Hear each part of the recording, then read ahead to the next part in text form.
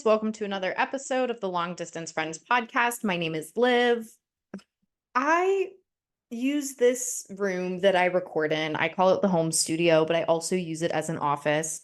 And I put an Alexa show, right? So, like one of the little Alexas that, like it has a screen and you can FaceTime people with it and whatever. Um, when I when I set it up, it was like, "What do you want your screensaver to be?" And I was like, oh, just pull from my photos. I uploaded my nudes to the cloud, apparently, and I fully. So, welcome to the studio. Wow, what a week. Okay, so updates from previous episode. I recorded that, and 2 days later, my mom reached out to me, and I was like, ooh.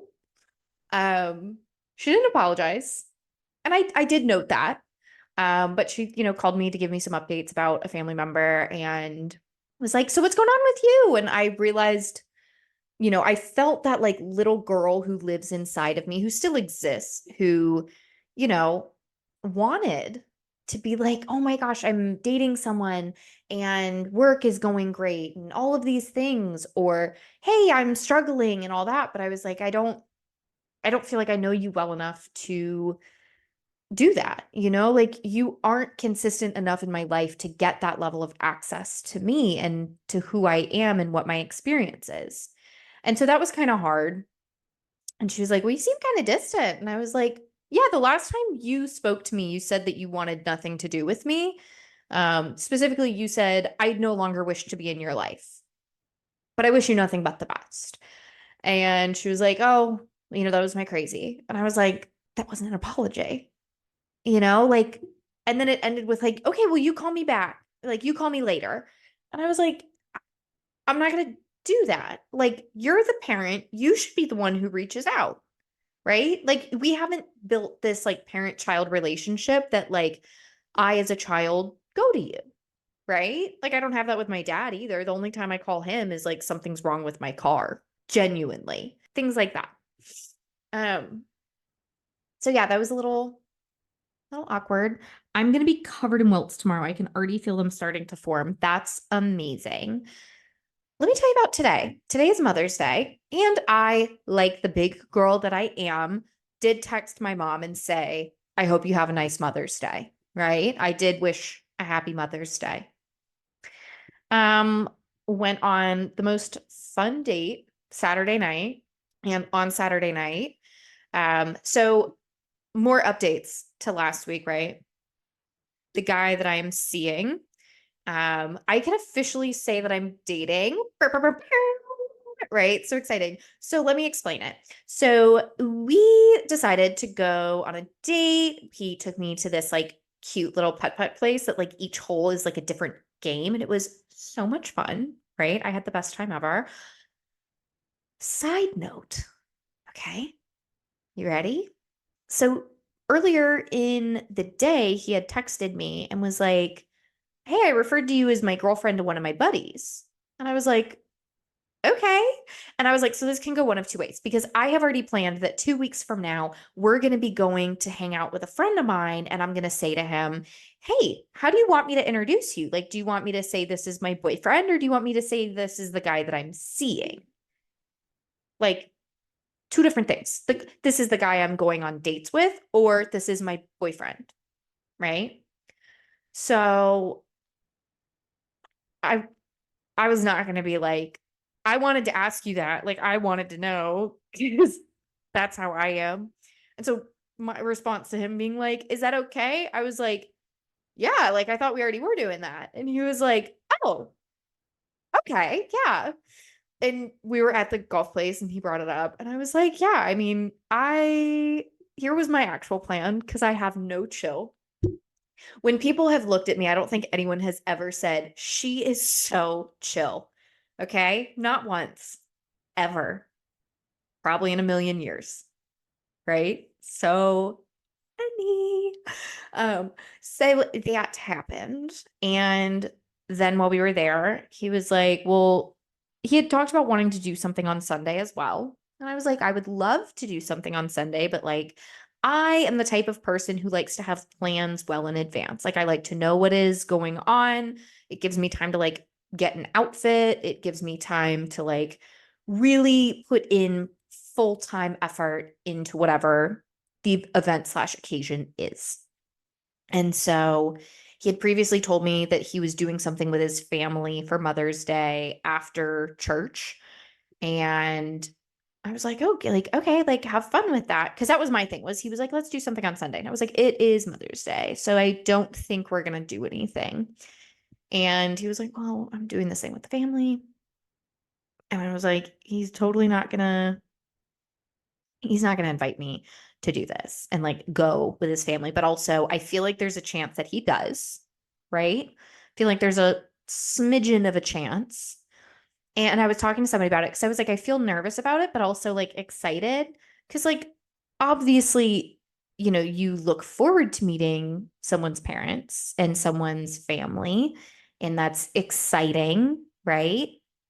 But there's also like a little bit of a level of like fear of like, oh, it's like serious, right?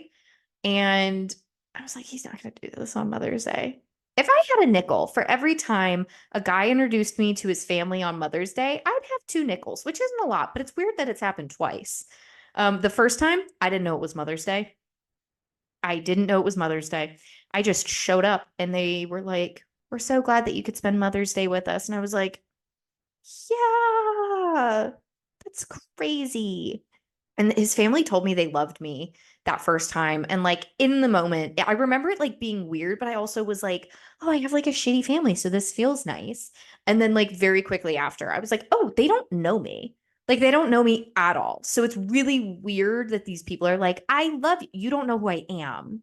Don't tell me you love me if you don't know me, right? That's gross. That's weird. That's an ick. If you're going to tell me you love me, I want to know that you know me inside. Like, I want to know that you know the deep, dark, twisty parts of me too. I don't want you to just love sunshine and bubbles me, right? I also want you to love dark, twisty, sad girl me. Anywho, so this one, at this point, we've been dating for a little over a month, right? And things have been moving at a really appropriate pace and like really comfortably. And I just like I feel really good about it, Like I don't feel anxious about it. I feel like it's moving at a pace that allows me to not get in my head and feel anxious and all of these things. And I think one of the biggest factors of that is like I told him really early on that like, hey, I don't plan on having sex with you. And this is something that I've talked about of like the no kissing for 3 months dating rule. I want to smooch, but I'm not about having sex, right? Like if I'm going to get to that level of intimacy with a person, like I want to make sure that I know this person. I want to make sure that I trust this person. I want to make sure that this person cares about me, right? And I told him that and he was like, "Okay, that's fine." And I was like, okay, like I've heard that before. I've heard that before. And then suddenly someone is rubbing their raw dick on me and is like, let me just slip it in. And I'm like, okay. And I will never do that again. And like, I look back at that guy and I'm like, I think that guy was a fucking piece of shit in retrospect. Like, what a shitty person. Right. But that's part of the thing that happens is it's like, you get people that test your boundaries. And I've gotten to a point where I think I'm a lot better about standing really firm in my boundaries and being like, no, this is my limit. Like, hey, no, it stops here. Okay. Like there's a brick wall that, eventually you're gonna get to cross. And that's my thing is I'm like, I know what the date is that like, okay, that is my green light date of not okay on that day we're going to be having sex, but on that day I'm able to look at you and go, you held your promise, right? You said I'm going to wait, okay? Like I have no problem waiting for you if that's what you want. And also it's I think confirmation to me that like this person wants me for more than just my body because I think a lot of women that are my age have experienced this of like people just want you because they want to fuck you and like women are guilty of it like I've probably done it. And I'm going to be honest, I have done it and I feel guilty about it. I don't like that I did that. It made me feel like a shitty person. And I'm going to quote this fucking book again, but Nick Viall's Don't Text Your Ex Happy Birthday, where he's talking about like everyone is a fuckboy until you find the person where you're like, oh my God, right? And I look back at it and I'm like, I've been a fuckboy. And like I was aware that I was a fuckboy. I was aware that I was doing fuckboyish things. And I think that like 3, 4 months ago, I kind of hit a point where I was like, I don't want that, right? I want love. I want marriage. I want, a partner for life. Who doesn't want that? And having to like really take a look at myself and being like, okay, I had my like villain years, right? Where I was a menace and I would say shit too soon in order to like whatever. I wasn't holding my own boundaries. And I think I like catfished it in retrospect because I look back at it and I think I genuinely did want like the magical Prince Charming, perfect person, but like I wasn't matured enough for it at that time. And so I was like, I know how things are supposed to go. And it just, in the spur of the moment, I'm going to say this thing. And then it didn't work out because it wasn't genuine. So I'm like, I'm going to say what I feel when I feel it. I'm going to do as I say, as I've said it. Right. I'm going to hold my boundaries, but I'm also going to be really mindful with it of like, am I doing this to get a response or am I doing this because it's right for me and it's right for, the moment and the person and the experience. So the date was great. We had so much fun. Can officially call him my boyfriend. Slay. His family was very kind, very courteous. I met everybody and I met more than everybody, honestly. And it was really nice. It was just kind of like a family barbecue. This is what I wore. I also had a little tennis necklace, right? Some bougie. Let me tell you about this. So it's Mother's Day and it's last minute that I'm invited to this event. And I probably should have thought about this fucking ahead of time, right? But I ended up deciding, like, I'm not going to show up empty handed. So I was raised, I'll applaud my parents for this, of like, I was raised with like very intricate manners, right? And, I sometimes look at it and I'm like, this is so extra, but also they raised me to make really good first impressions. So I showed up, right? I'm in a black tennis dress. It's super cute, right? I have like little gold stud earrings that are my favorites. They're my mommy's. So my mommy was with me. I also have a little diamond stud in my second hole in my right ear. Also my mother's. Thank you to my mother, my dead one, not the alive one. There's a difference. The dead one gives me all her jewelry because she's dead. The alive one keeps her jewelry because she's alive. Anyways, and I wore this gorgeous tennis necklace. It was emeralds and diamonds, like back and forth. So gorgolini. Because of the accessories, I was like slightly overdressed, which is what I was going for. Because I was raised with parents that were like, you should always be overdressed.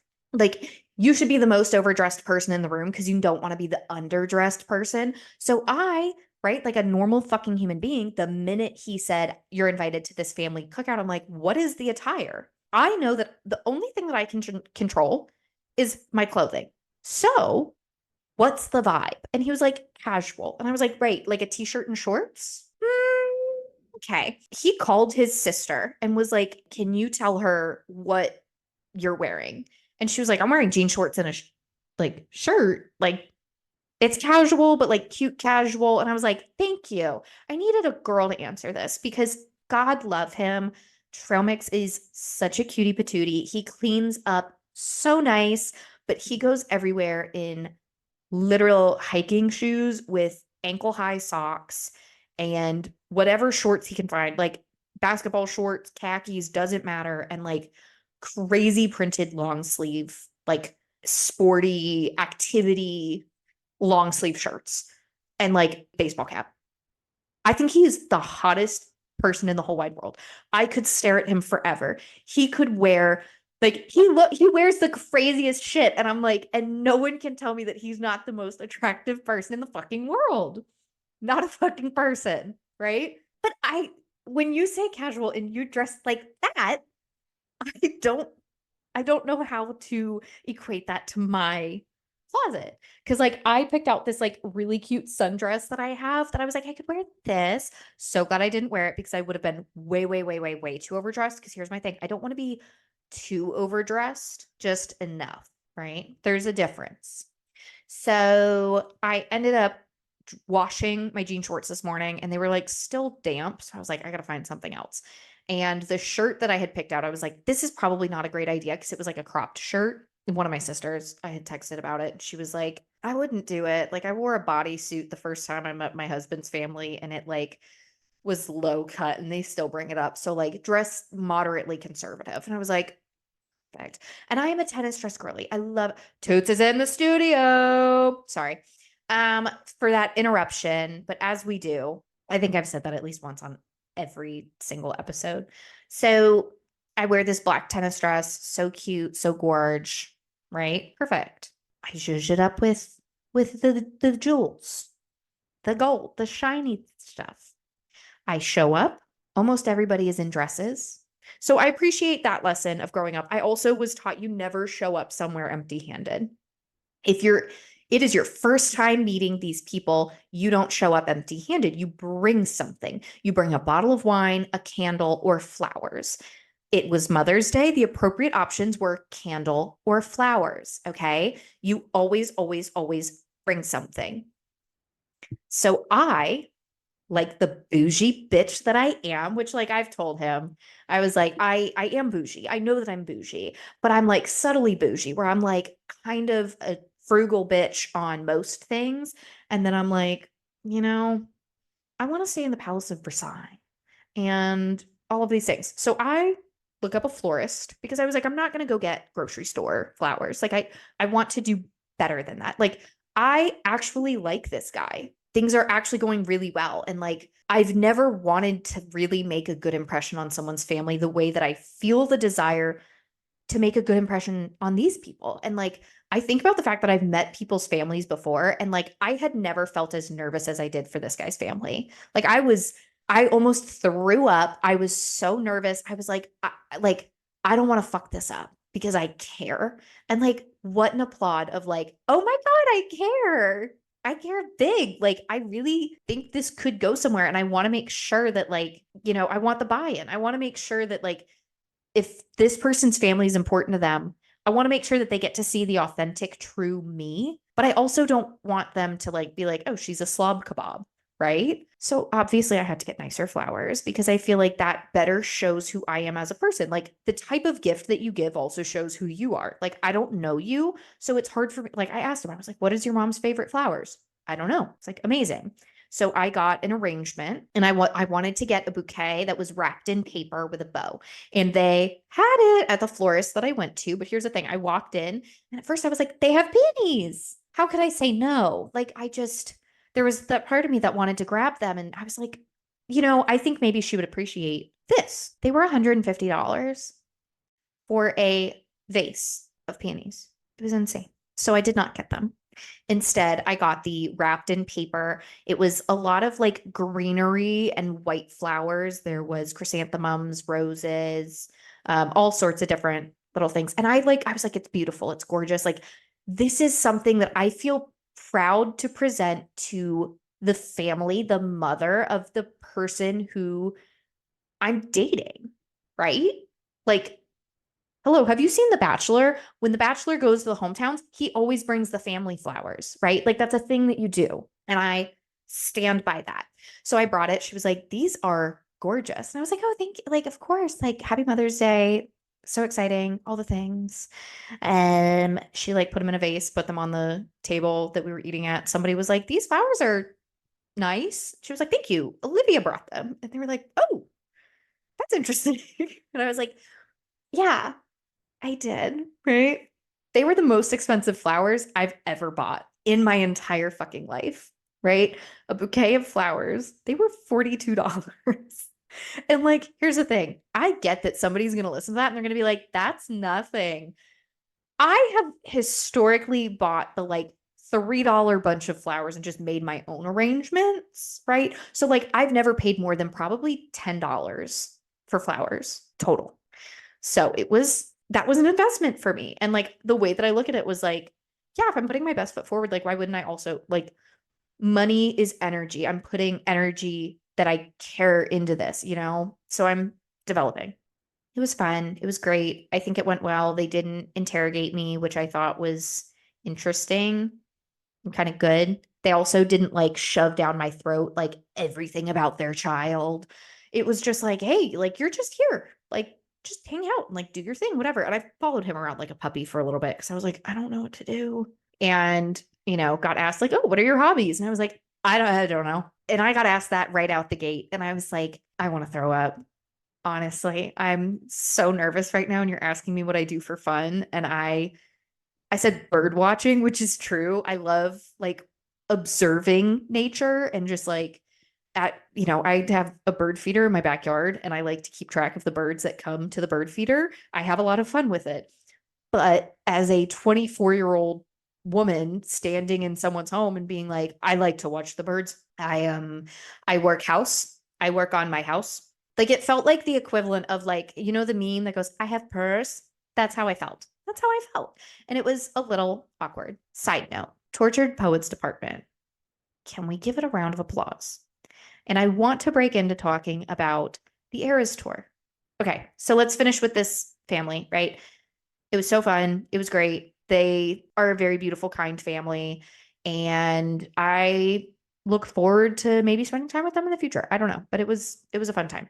They're very nice people. The Tortured Poets Department. I think I talked about it when it came out. I don't think I did actually because I was depressed and not recording. I listened to the entire album on release day and it took me places, right? It took me places. I have so many thoughts on all of the tracks. I mean, like, I feel like it was so relatable and like a lot of people are not going to get it, right? Like the black dog, very specific of like, have you ever had someone where they left their location on and you're like, why are you there? Like I specifically in college dated someone, like take that back. I dated him. He didn't date me, but I thought we were dating.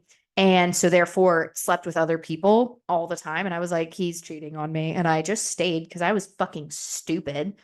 And I didn't stay. I broke up with him eventually and I would lose my shit on him about it, but you have to learn, whatever. But the black dog, I was like, I remember like we were right about to like it was right before we had like started dating officially because we only dated for like 6 months where he dated me, right? Let's clarify. And I remember I was like sitting in bed and I was checking Snapchat locations and his was in a place that it shouldn't have been. And I was like, the only reason you would be there is to pick someone up or, whatever. And I remember like I reached out to him and he didn't respond. And then like gave me a bullshit excuse for why he couldn't hang out that night, whatever. And I was like, okay. And it didn't move from that location. Snapchat score didn't go up, nothing. I was like, oh, he's fucking some random bitch. And I know about it. And now I know where she's from because he was probably messaging her through Snapchat so that I wouldn't see the text messages later on and like the whole 9 yards. And I was like, I hate that. I hate that so fucking much. And it was part of why I'm like, I don't use Snapchat anymore because Snapchat is what you use when you want to cheat, right? Hell no. Also, I'm not 12 anymore. I got Snapchat when I was 12 years old. It's 10 years later. I am not using that. Sorry, not sorry. If you want to talk to me, call me, text me. And if you don't have my number, okay, sorry. So the black dog was about that of like having someone's location and like seeing them be somewhere they shouldn't be and being like, but how, like, and now I'm sitting here and I'm dying inside because I know that you're somewhere else that you shouldn't be with someone who's not me. And I know that you're doing something that is hurting me and you don't care. And I was like, oh, I felt that. I felt that one real hard the first time I listened to it. One of my girlfriends at the time I had like reached out and was like, okay, we were like live tweeting each other about it. And she was like, I'm just not feeling this. Like, I'm not depressed. I'm in a happy relationship, all the things. And I was like, I'm feeling it really hard. Okay. I think the controversy, air quotes, online from what song is it? The song where she's like, I'm having his baby. No, I'm not, but you should see your face. Like that one. So cute. Um, hey, internet that's like, this is not funny. There are people that are barren that want to have kids and you're making fun of it. No, she wasn't. Okay. Like, she probably was recounting a real experience of like Maybe having a friend or a family member be like, he fucking sucks, and being like, well, that's tough because we're connected for life now. And then being like, what? And being like, well, we're not. But like, if we were, I love this person, so I want to be, like, whatever. Fuck off. I mean, like, there's sometimes that, like, listen, I'm an advocate for a lot of things. If you don't like the lyric of her song, of just like being a singer songwriter means that you are taking your feelings and your experiences and putting it out there. And like, okay, this person has opened their diary and read an entry, and people being like, that's mean that you had that thought. I get that it's different because it's on a worldwide spectrum and hundreds of thousands of people are listening to this, and that it might offend some people. But if it, like, then don't listen. Then don't listen to it. Easy fix, right? Like, I'm really sorry that you're infertile, but she was not singing this with the intention of hurting you, right? It was part of the experience and the story. And I'd love to know the background, but like, okay, hold on, I gotta kill a spider. And I'm back. So yeah, so high school. I feel so much right now, right? So this album came out, God, like a couple weeks, which I say a couple weeks as if I've been dating this person for a long time. It's been like a month and a half. Like week 2 or 3. It was week 2. This album came out. And so high school came on, and I was like, oh, all right, all right. I love this. Like, I'm feeling this. Yes. Cause like I feel that so hard. Like I've, been driving listening to summer 2016 playlists and summer 2014 playlists. And I'm like, there's just this like energy that I didn't get to have as a teenager, of like enjoyment of the world before I had responsibilities. And now I have responsibilities. And because I have responsibilities and never got to enjoy the world, I feel like I never will get to. And in dating this person, I'm enjoying my life. I'm enjoying the time that I'm having with them.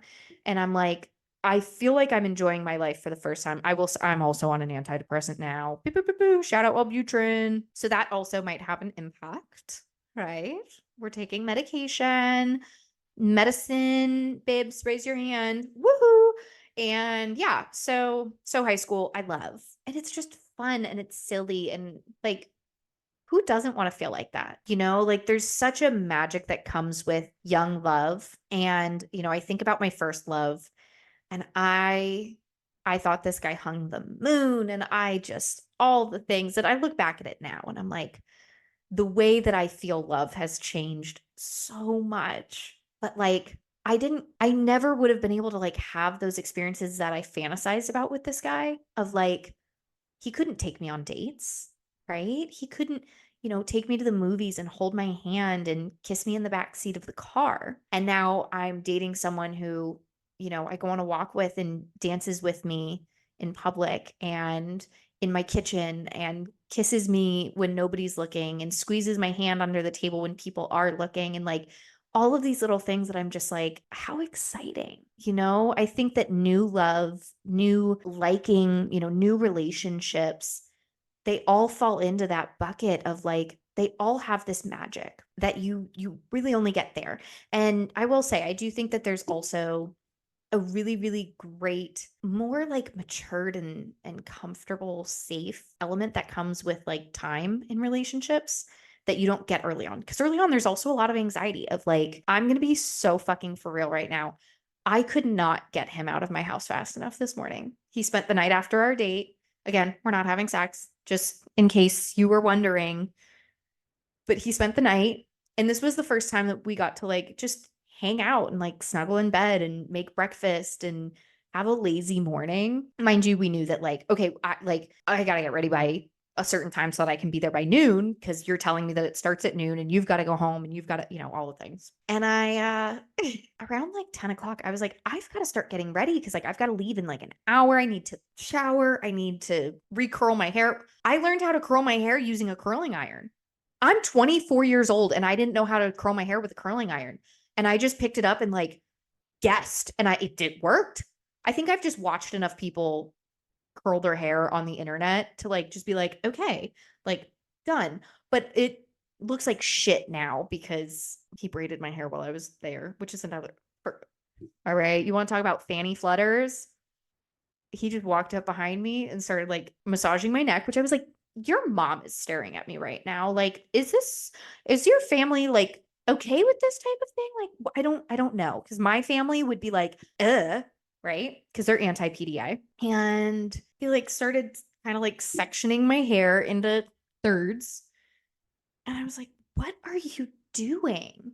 And he just didn't say anything. And then suddenly my hair was in a braid. He was like, do you have a ponytail? I was like, no. And his mom was like, oh, let me go grab one. Hold on 1 second. And they were like, wow, that's like a really good braid. And it was a beautiful braid. And he was like, it's not my best. It's like, okay. And that shit, oh, I don't know. It did something to me. I thought it was so hot. What was I talking about? I don't remember what I was talking about, genuinely. Taylor Swift. So, yeah, with time, the love and relationship deepen and they get safer. I remember, sorry, friends, that took us a minute, but we got back to it. So, this morning when he was at my house, when you're in a new relationship, there's a lot of, anxiety of like all the things. He farted in front of me for the first time. If you're listening right now, I love that you trust me. I love that you're comfortable. And I told him, I do not plan on farting in front of you ever. Okay. Never. I will I will hold it until I die if I have to, or it accidentally slips out of me because like I don't know, there's just like a certain level of like I don't feel comfortable. Like I grew up in a family that was like girls don't poop or fart, right? I thought that you got to a certain age as a woman, you just stop shitting altogether because that's what I was told. Girls don't poop or fart. And I was like, I be pooping all the time. It fucked me up. I think we've talked about it.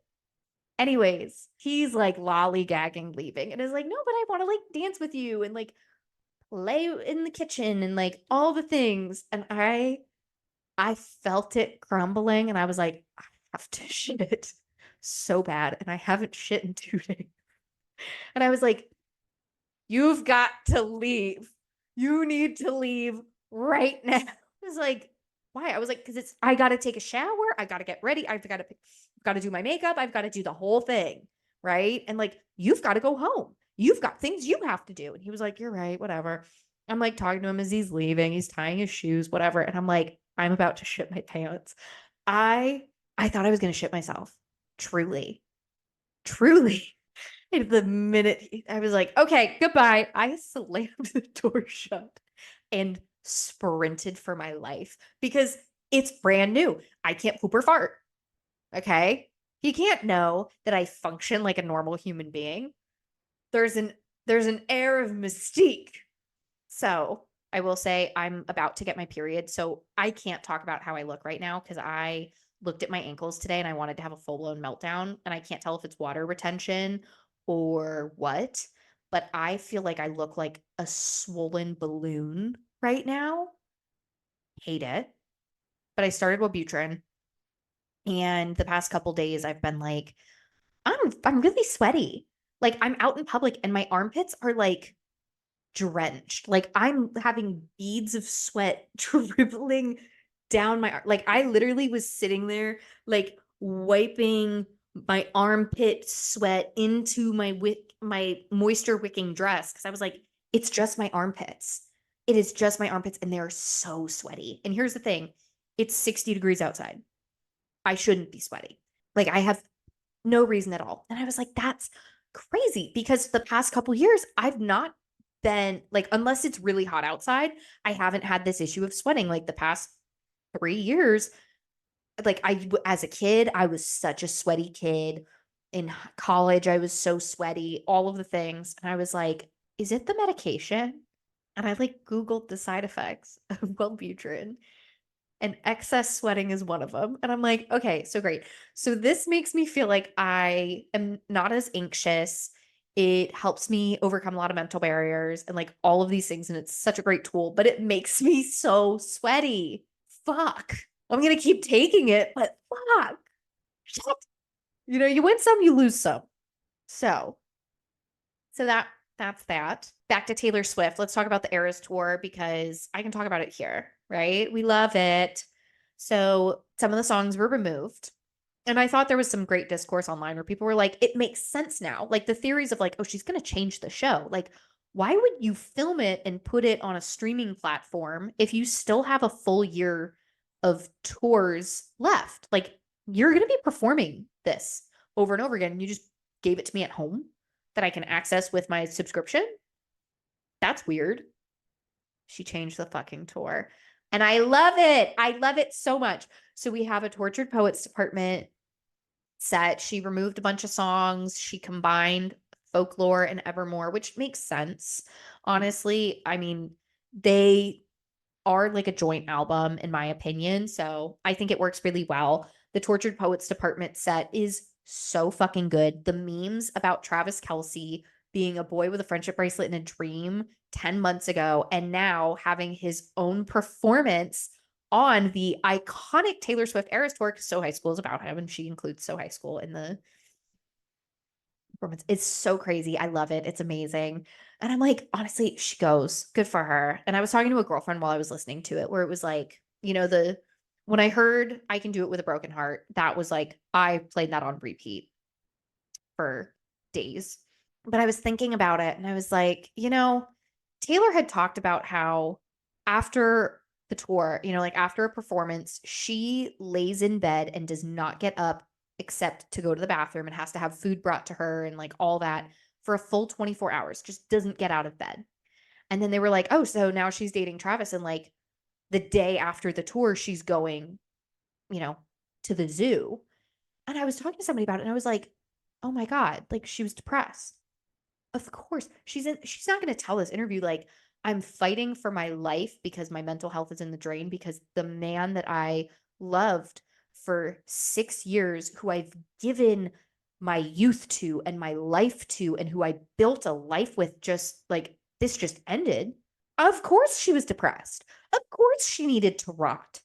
Taylor, I support your rotting in bed. I love that. And I love that we're getting to see her blossom out of it. And also, I think part of it too is like the more she does it, the more natural it becomes to perform for that amount of time and in that way. So, but yeah, it's so exciting and I love it. The new costumes, oh my God. Oh my God, gag me. Amazing.